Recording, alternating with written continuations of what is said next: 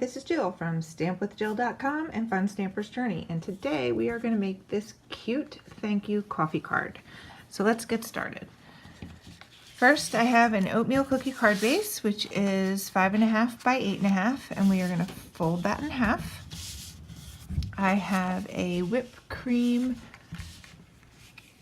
panel that is 4 by 5.25, and I'm going to put that on the inside of the card.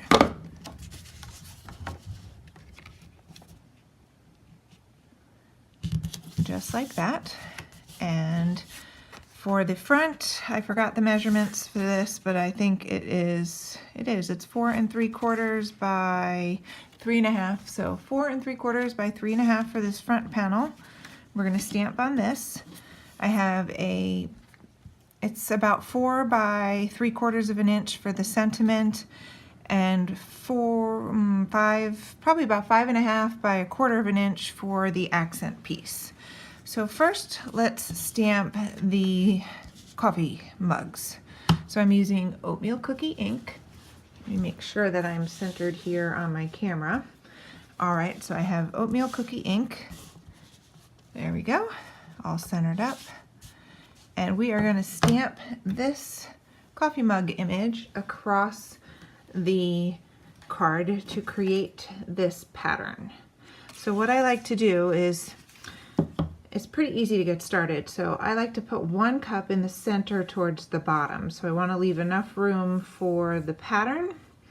So what you can do is you can just lay this on here like this. It's bigger, so when I trim it, it fits. So you want to ink this up, and then you want to have 1 good coffee mug here towards the center and right about there. Then it's easy to create your pattern. So there we go, we have 1 good coffee cup. Now it's easy. So you are going to ink this, and you are going to put it right next to it, and you want it to go off the edge, and then you're going to put 1 on this side, same thing, off the edge. Now you are going to space this out and put this right here, and you want to create that triangle to make the even pattern, and then you put 1 here, and then you do the same thing up here. Now mine's not quite totally lined up, but it's actually pretty good. So then now that you have all your patterns, you want to make sure you fill in these little empty spots with the edge of the cup and the edge of the handle. And there you have your pattern. So back to the sample, we're going to add this. We're going to do some white heat embossing, and then we're going to have the card. So we are done right now with this oatmeal cookie. So what we are going to do is we are going to add this little blue accent at the bottom. And because it's so skinny, I am going to use this Journey Craft glue. And we are going to just add this little tiny bit of glue there. We are going to glue that right on the edge. So when you use liquid glue, you have a little bit of wiggle room, like that. Get that right into place. And then it takes about 10 seconds to dry. I can't quite see this with the, there we go. And then you're just going to turn this over, trim off the edges, and there you have that. So then we are going to use some foam squares, and we are going to put these right up on the foam squares. Get those off my fingers. And then we are going to center this right here on the center of the card. There we go.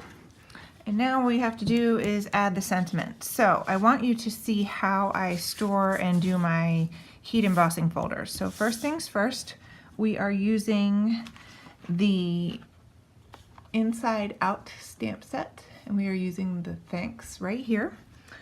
So I already have that mounted. I am stamping that in my pigment ink. So you can see right here on, this is Denim Days cardstock. So what you're going to want to do is you're going to want to stamp that in your pigment ink. And what you're going to see is basically a slightly darker image that's a little sticky. So then I'm going to bring in my white embossing powder. So what I do is I have these Gladware containers and I label them with a marker, white embossing powder. Take the lid off. I have tons of powder in here so I'm never short. Put those in and then you tap the edge and then you have your powder ready. And then you can put the spoon inside, put the lid back on, and these stack so you can stack your embossing things. So now you're ready to heat this up. So I'm not going to heat today on camera. I already have one done, but you can see that it turns a lot whiter and when it melts with the heat gun. So now we are ready to work on this. So I'm going to bring back in the sample so you can see it. All we're going to do is trim it and flag the end. So I'm going to flag the end on the left side. So we're just going to cut like that. And then it's a little bit off the edge. It doesn't really matter. So I'm just going to hand trim this. And I'm going to bring in my sample right back here. Some more foam squares because I like everything up on dimension. So there's those. Super quick, easy card.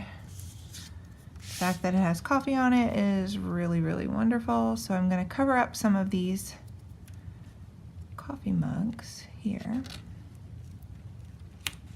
Get that straight. And we are almost done. So the last thing on the front of the card is I'm going to add some of this fashion silver.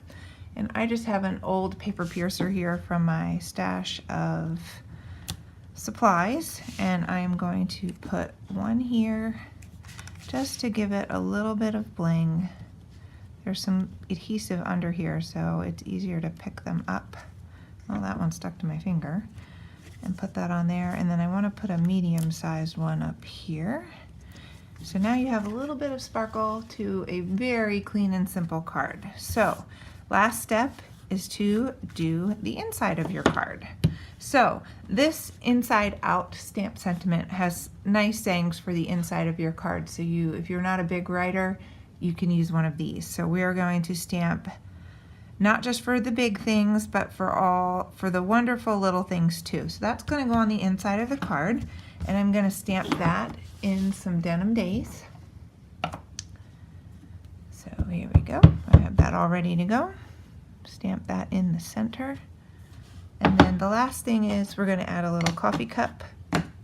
Well, almost the last thing. There's a couple more little things. So we're going to add a coffee cup to the bottom of the inside to bring in the theme, and then you don't want to forget to stamp your envelope. So we're going to add a coffee cup there on your envelope, and now you have a completed card.